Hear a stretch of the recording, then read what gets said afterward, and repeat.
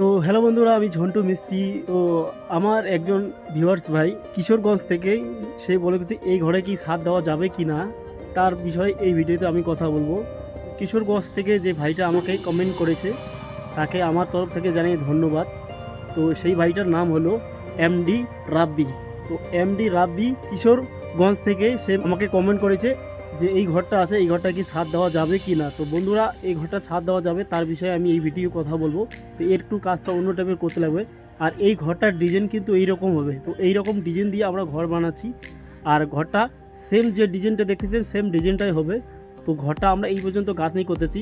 আর এই ঘরটা ছাদ দেওয়া যাবে, সেটা দেওয়া যায়, কিন্তু একতলা ফাউন্ডেশনের ছাদ দেওয়া যাবে। এটা কিন্তু দুইতলা ফাউন্ডেশনের ছাদ কখনো হবে না। তো এটা কিভাবে করবেন সেটাই আমি দেখাচ্ছি।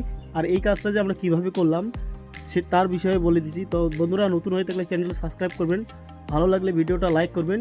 আমি ঝন্টু মিস্ত্রি, এই রকম বিল্ডিংয়ের কাজ করার সত্ত্বেও ভিডিও বানাই। তো আমাদের ক্যামেরাম্যান নাই, আমি নিজেই ভিডিও শ্যুট করি। আর গ্রামগঞ্জে যে জায়গায় থাকি সেখানেই তো আমি ভিডিও বানাই বলে লোকে হাসে। তো বন্ধুরা, কোনো চিন্তা করো না, তোমাদের শেখানোর জন্য আমি ভিডিও বানাচ্ছি। তো এখন আমি ভিডিওতে চলে যাই। অবশ্যই এই যে ডিজাইন দেখতেছেন এই সেম ডিজাইনের আমরা ঘর বানাবো। তো ঘরটা ধীরে ধীরে আমরা করব, তোমাকে সম্পূর্ণ ভিডিও দেবো।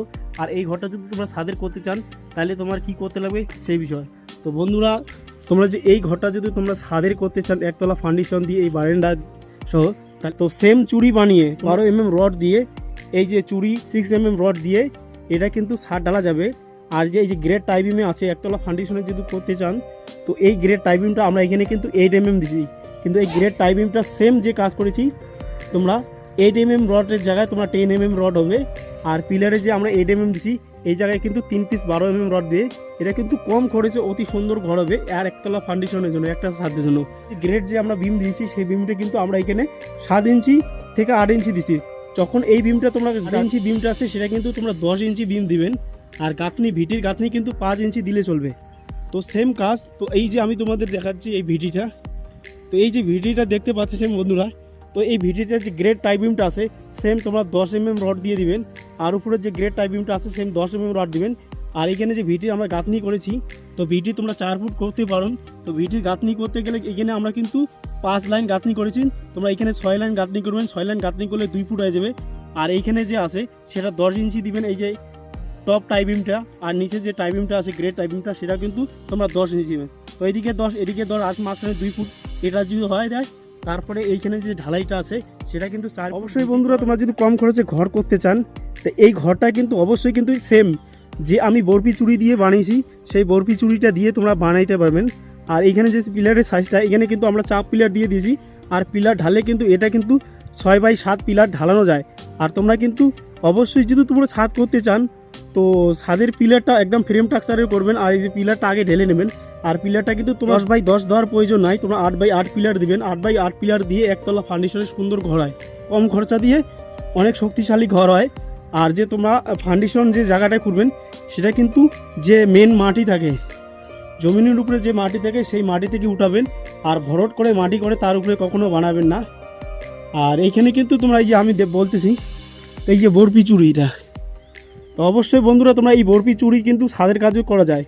তোমরা যদি 3 পিস 12 mm রড দিয়ে যদি তোমরা সেম আমার মতো পিলার দাও, এই যে পিলারগুলো আছে এই পিলারগুলো দাও, তাহলে এখানে ছাদ ঢালানো যাবে। আর এই রকমও ছাদ ঢালা যাবে। কিন্তু অবশ্যই বন্ধুরা বলবো, স্বপ্নের বাড়ি শুধু একবারে তৈরি হয়, বারবার তৈরি হয় না।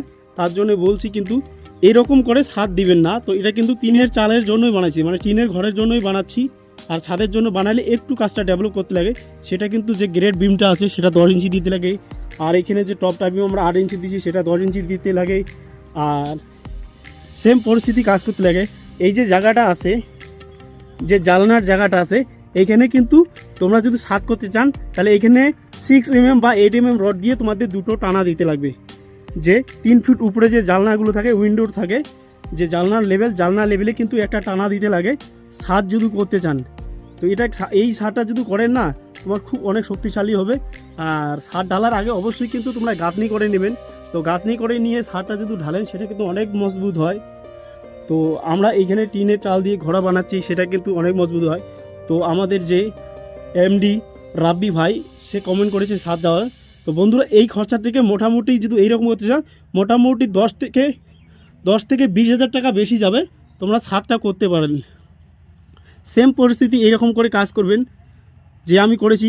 এখানে কিন্তু 4 পিস রড দিতে লাগবে, সেটা কিন্তু না দিলেও চলবে। তো তোমরা 3 পিস রড দিয়ে কেউ রুম, কিচেন এবং বারান্দা সহ ছাদ করতে পারেন। সঙ্গে যদি এটে বারান্দা দেন, সেই কাজটা কিন্তু করানো যায় খুব কম খরচায়। সেটা কিন্তু তোমাদের শুধু গ্রাউন্ড ফ্লোর ছাদ হবে বা একটা ছাদ দিয়ে করা যাবে। এর উপরে কিন্তু তোমরা ছাদ করলেও কিন্তু তার উপরে কিন্তু ঘর বানাতে পারবেন না। তো কম খরচে এটা গাড়বেন। আর বন্ধুরা, অনেক মিস্ত্রি দেখেছি তো গাঁথনি করতে পারে না, তো গাঁথনি ভিডিও আমি দিয়ে দেবো, যেহেতু আজকে কাজ করতেছি সময় নাই। এখানে যে পিলারগুলো আছে সেটা কিন্তু আমরা বিয়ার মডেলের করে দিয়েছি। তো বিয়ার মডেলের কাজ অনেকে জানা নাই। তো আমি ঝন্টু মিস্ত্রি কমসে কম ইন্ডিয়ার মধ্যে 16টা স্টেটে কাজ করছি। তো 16টা স্টেটে কাজ করার পরে কিন্তু আমি এই পজিশনে আছি। তো অবশ্যই বন্ধুরা, ইট কিন্তু, তো ইটের ভিডিও আমি তোমাদের বিস্তারিত দেবো, ইট কীভাবে চিনবেন। তো যেখানে যাবেন কিন্তু আমি যে ইটগুলো ব্যবহার করি সেটা কিন্তু আমরা 1 নম্বর পিকেট ইট ব্যবহার করি। তো অনেক লোক ইট কিনতে যেয়ে ইট ঠকে যায়, পিকেটের জায়গায় কিন্তু স্পেশাল ইট নিয়ে নেয়। তো সব থেকে ইটের যে কোয়ালিটি আছে, সব থেকে ভালো কোয়ালিটি হলো সেটা হলো 1 নম্বর পিকেট। সেটা কিন্তু যে সাইজ আছে, সাইজটাও খুব ভালো পাবেন, সাইজটাও খুব ভালো পাবেন। এর যে পোড়ানো ক্ষমতা আছে, এই যে মাটির দেখতে পাচ্ছেন যে ইটটা দেখতেছেন, এই ইটটা সেটা কিন্তু পোড়ানো ভালো। আর সমস্ত কিন্তু আমরা পিকেট ইট দিয়ে কাজ করছি। এই ইটটা যদি দিয়ে কাজ করেন তোমরা আজীবন এই যে ইট যেমন দেখতেছেন সেই রকমই থাকবে, ইটটা কখনো ক্ষয় হবে না। তো ইটের ভিডিও আমি সম্পূর্ণ তোমাদের ভালো করে বুঝিয়ে দেবো কীভাবে ইট চিনতে লাগে আর ইট কত প্রকার হয়। আর এই যে ভিডিওটা করেছি আমরা, এই ভিডিও করতে কিন্তু আমাদের 45,000 টাকা খরচা হয়েছে। এখন আমরা গাঁথনি করতেছি, তো ফুল ওয়াল গাঁথনি করব। তো গাঁথনি করার পরে কতগুলো ইট যায় তার হিসাব দেবো, এবং এখানে যে টিনের যে চাল লাগাবেন কোন সিস্টেমে সেটা দেখে দেবো। আর এই যে বারান্দাটা আছে, বারান্দা কিন্তু আমাদের 7 মডেলের হবে, কিচেন হবে। তো বাইরের ওয়াল কখনো পয়সা না থাকলে কিন্তু সেগুলো প্লাস্টার করে না। তো অবশ্যই বন্ধুরা, তোমরা যদি বাইরের ওয়াল প্লাস্টার না করেন তো অবশ্যই এভাবে লাইনগুলো কেটে দিবেন।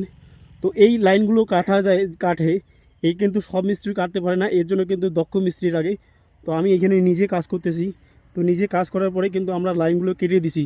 ভবিষ্যতেও ভিতরে যদি বসবাস করে এবং গৃহপ্রবেশ হয়ে যায়, বাইরে যদি 5 থেকে 10 বছর পরে প্লাস্টার করলেও কিন্তু কোনো মানে দেখতে খারাপ হবে না, আর প্লাস্টার না করলেও কিন্তু হবে। তো তোমরা যদি এই রকম করে কাজ করেন, কাজ করার পরে যে এর আগে মানে কাজ করার পরে তোমরা এর উপরে কিন্তু রং করতে পারবেন। তো অনেক দেখবেন ব্রিটিশ আমলের বিল্ডিংরা লাল কালারের রং করে, ইটের কালারের রং করে। তো এই কালার রং করে কিন্তু এটা প্লাস্টার না করলেও অনেক দিন লাস্টিং করবে। বাইরের ওয়ালগুলো আছে সম্পূর্ণ কিন্তু আমরা এই যে জয়েন্টগুলো কেটে দিয়েছি। অবশ্যই কিন্তু ভিডিটা অবশ্যই প্লাস্টার করবেন। প্লাস্টার যদি ভিডিটা না করেন তো ভিডি থেকে কিন্তু জল চষে নিয়ে কিন্তু ড্যাম হতে বলে, কিন্তু এই জন্যই কিন্তু ভিডিটা প্লাস্টার করতে পারেন। এই যে ভিডিটা দেখতেছেন যে এই যে আমার জয়েন্ট নিচে যেটুকু জায়গা আছে সেটা হলো ভিটি। তো ভিটি আমরা প্লাস্টার করে নিয়ে নেব। তো ভিটি তো অবশ্যই প্লাস্টার করতে, ভিটি কখনো ছাড়বেন না, ভিটি না বিনা প্লাস্টারে থাকে না। আর সম্পূর্ণ ওয়ালগুলো আমরা জয়েন্ট কেটে দিয়েছি। এই ধীরে আমরা কাজ করে নেই, সম্পূর্ণ ভিডিও দেবো। কিশোরগঞ্জের এমডি রাব্বি ভাই, অসংখ্য ধন্যবাদ কমেন্ট করার জন্য। তো অবশ্যই এভাবে কমেন্ট করলে তোমাদের সঠিক আইডিয়া দেবো। তো আমি দীর্ঘদিন করে কাজ করার পরে গত 2 থেকে 3 মাস থেকে ভিডিও বানাচ্ছি। ধীরে ধীরে সম্পূর্ণ ভিডিও দেবো। পাকা ঘর কীভাবে করতে লাগে, পাকা ঘরের সূত্রগুলো আমরা সম্বন্ধে জানি, সবগুলো দেখবো। কমসে কম 100 থেকে 150 ইঞ্জিনিয়ারের সঙ্গে কাজ করেছি, বা হেড মিস্ত্রি অসংখ্য করে কাজ করছি।